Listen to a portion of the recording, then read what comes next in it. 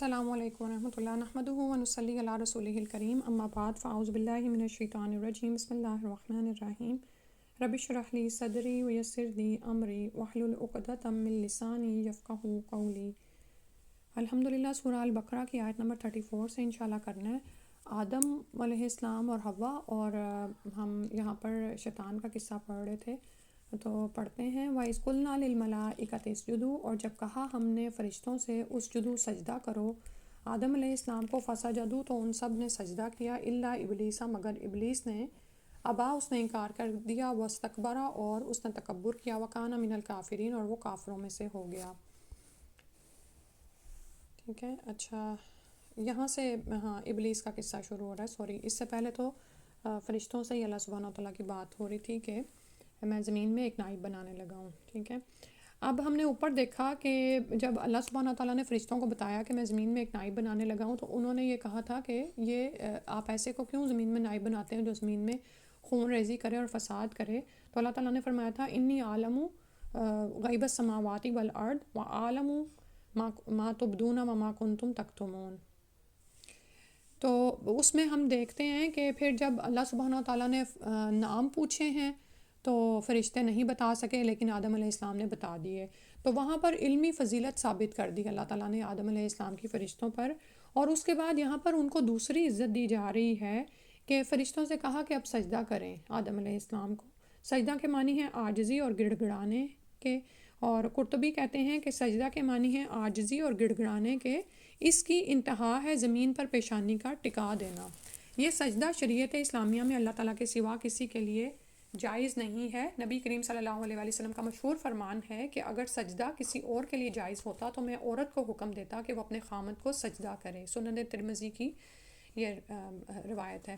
تاہم فرشتوں نے اللہ کے حکم پر آدم علیہ السلام کو سجدہ کیا، جس سے ان کی تکریم و فضیلت فرشتوں پر واضح کر دی گئی، کیونکہ یہ سجدہ جو تھا اکرام و تعظیم کے طور پر تھا، ٹھیک ہے، نہ کہ عبادت کے طور پر۔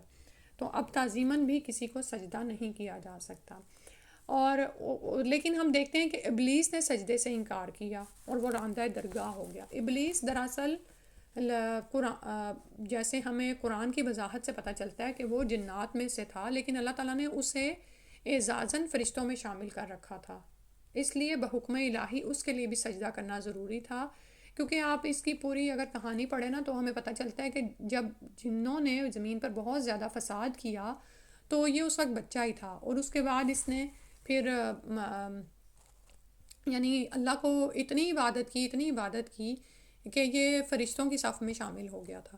لیکن چونکہ اس کے اندر ایک تکبر تھا اور اللہ سبحانہ تعالیٰ اسے ظاہر کرنا چاہتے تھے، اور وہ تکبر یہاں پر ظاہر ہو گیا کہ اس نے حسد اور تکبر کی بنا پر سجدہ کرنے سے انکار کر دیا۔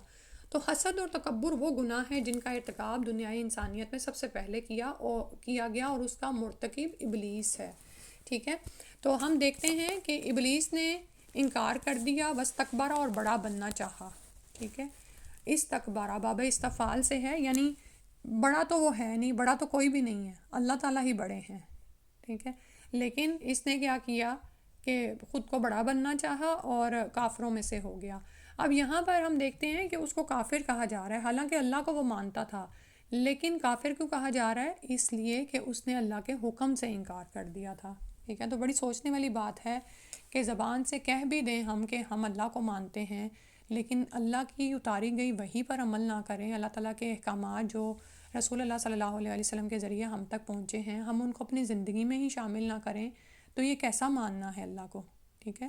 کیونکہ آپ جس کو مانتے ہیں اس کی بھی ماننی چاہیے نا۔ جیسے آپ ماں سے پیار کرتے ہیں تو کیا خالی خلی پیار ہے اور بس اس کی بات نہیں سننی؟ تو پھر یہ کیسا پیار ہے، ٹھیک ہے۔ تو یہاں پر کیا ہوا کہ یہ کافروں میں سے ہو گیا۔ تو بس یہاں پر دراصل یہ سارا کچھ قصہ ہمیں بتا کر یہ سمجھایا جا رہا ہے کہ تم بھی زمین پر اسی طرح ایک امتحان میں آئے ہوئے ہو، تمہارا بھی کوئی بھی امتحان ہو سکتا ہے۔ جیسے آدم علیہ السلام کا تو ہم بعد میں اگلی آیت میں پڑھتے ہیں کہ ان کا امتحان ہوا کہ انہیں درخت کا پھل کھانے سے روک دیا گیا۔ اب یہاں پر شیطان کا یہ امتحان تھا کہ اس کو سجدہ کرنے کو کہا گیا، تو وہ تو تکبر میں پڑ گیا کہ یہ تو کل اس کو اللہ نے جیسے پیدا کیا ہے اور میں جو اتنا عبادت گزار ہوں تو میں اس کو ہی سجدہ کر دوں، ٹھیک ہے. تو زندگی میں کیا کریں کہ حسد سے بچیں. جو یہاں پر ہمیں نظر آ رہا ہے نا، پہلی بات یہ کہ حسد سے بچیں. دیکھیں حسد کرنے کا مطلب کیا ہوتا ہے کہ آپ اللہ کی تقسیم پر راضی نہیں ہیں. مثلاً آپ کسی انسان کو دیکھتے ہیں کہ اس کے پاس بہت ساری نعمتیں ہیں، تو آپ چاہتے ہیں کہ اس کی نعمتوں کا زوال ہو جائے، ٹھیک ہے، اس سے چھن جائے، مجھے مل جائے. یہ حسد ہوتا ہے. حالانکہ اس کو کس نے دیا ہے؟ اللہ سبحانہ و تعالیٰ نے دیا ہے نا، لیکن ہم دیکھ نہیں سکتے ہیں نعوذ باللہ. تو یہ حسد جو ہوتا ہے نا، یہ دراصل گناہ ہی ہے، کیونکہ اس سے آگے وہ پھر انسان کو اس جس سے وہ حسد کر رہا ہوتا ہے نا، اس کی دشمنی میں ڈالتا ہے، اس کو نقصان پہنچانے پر بھی تلا دیتا ہے. ٹھیک ہے. تو انسان شروع میں ہی اپنے دل کو تھامے اور پکڑ کے رکھے اور ایسے گناہوں سے باز رہے. اور دوسرا گناہ جو یہاں پر بتایا جا رہا ہے وہ یہاں پر تکبر کا بتایا جا رہا ہے. اور تکبر سے، بڑائی سے، کبریائی سے بچنا بھی بہت ضروری ہے. تکبر یا کبریائی اور بڑائی تو صرف اللہ ہی کو لازم ہے.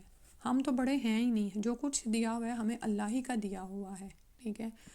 تو پھر بڑائی کا تو کوئی سوال ہی نہیں ہے. صحیح.